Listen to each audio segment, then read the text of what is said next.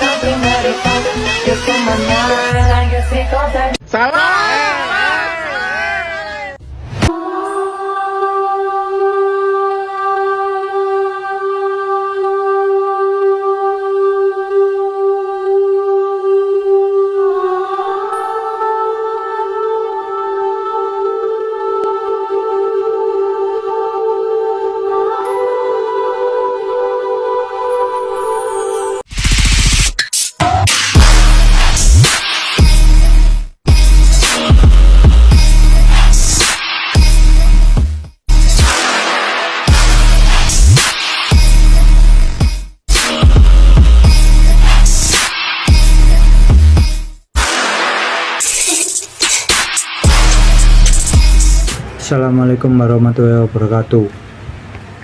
Perkenalkan, nama saya Miko Arisanto dengan NPI 1462300110. Di sini saya akan menjelaskan tentang jawaban saya dari tugas ETS matkul manajemen jaringan komputer. Untuk tugas pertama adalah arsitektur jaringan dan terdiri dari 3 soal. Soal pertama adalah jelaskan fungsi setiap layer pada sistem arsitektur jaringan OSI layer model. Sedangkan OSI layer terdiri dari 7 lapisan, masing-masing dengan mempunyai fungsi tertentu. Pertama, aplikasi layer berinteraksi dengan aplikasi pengguna akhir menyediakan layanan jaringan seperti email, FTP, HTTP, dan lain-lain. Kedua, presentation layer mengatur format data agar dapat dipahami oleh aplikasi, contoh enkripsi, kompresi, encoding, menyediakan terjemahan data antar format sistem yang berbeda.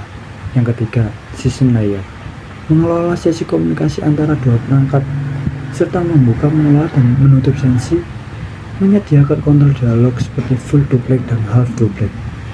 Yang keempat, transport layer.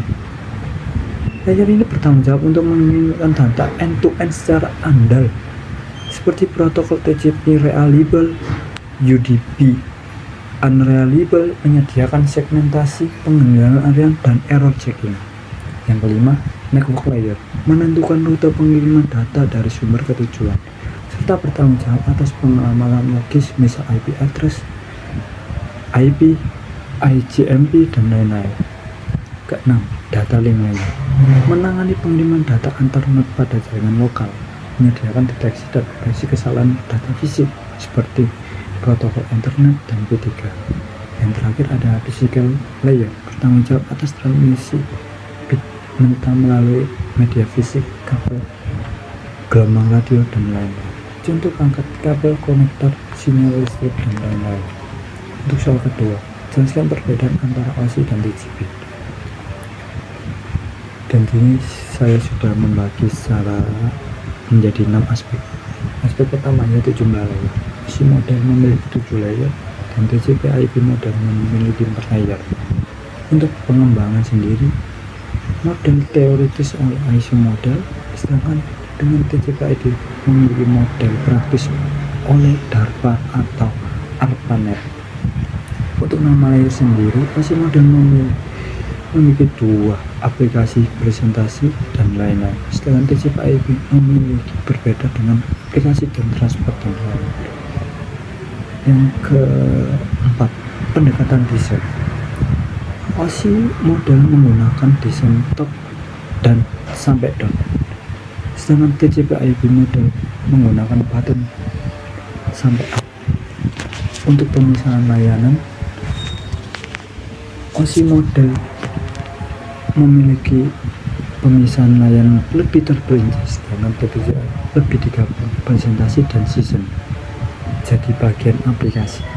Untuk penggunaan sendiri, OSI model preferensinya untuk bisa menjadi pembelajaran, sedangkan TCP/IP digunakan untuk implementasi secara nyata.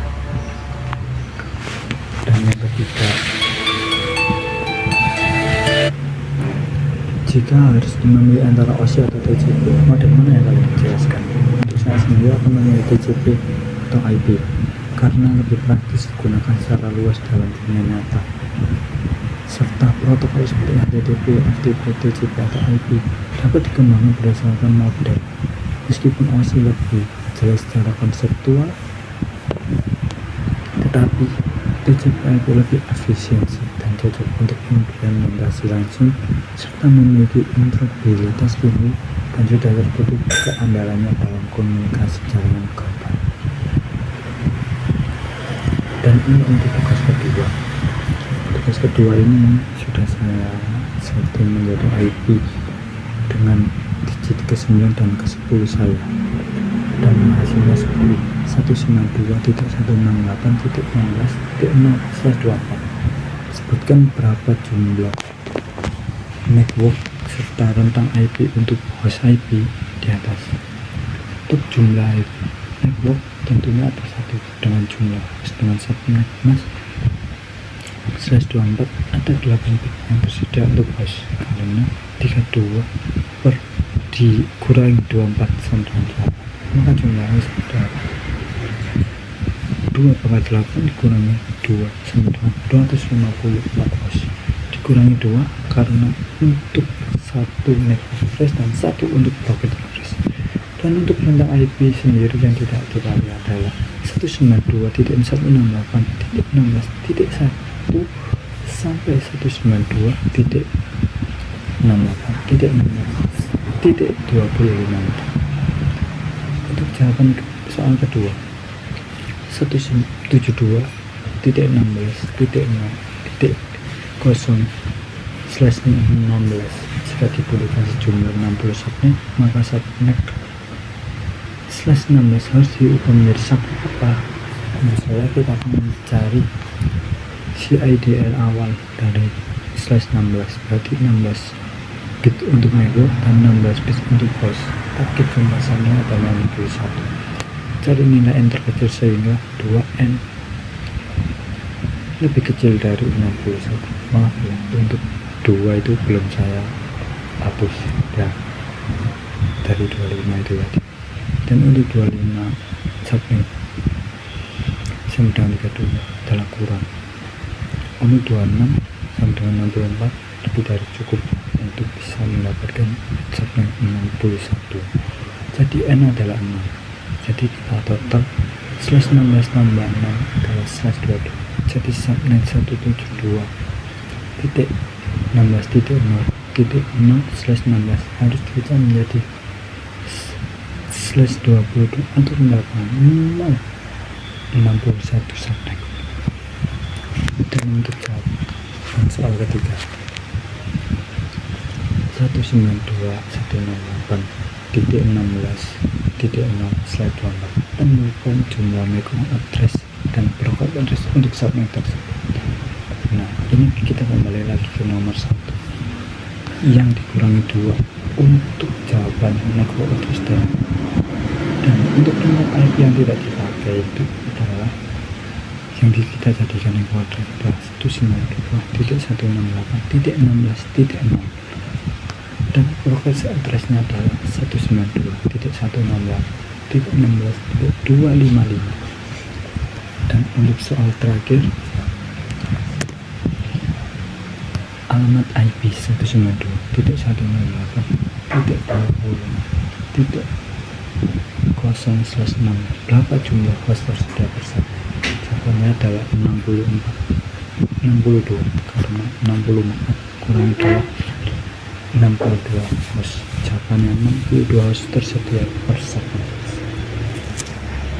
Sekian dari saya yang sudah mempresentasikan jawaban saya mengenai ETS atau manajemen jaringan komputer ini. Jika ada salah kata yang saya minta maaf. Sekian dari saya akhiri. Wassalamualaikum warahmatullahi wabarakatuh.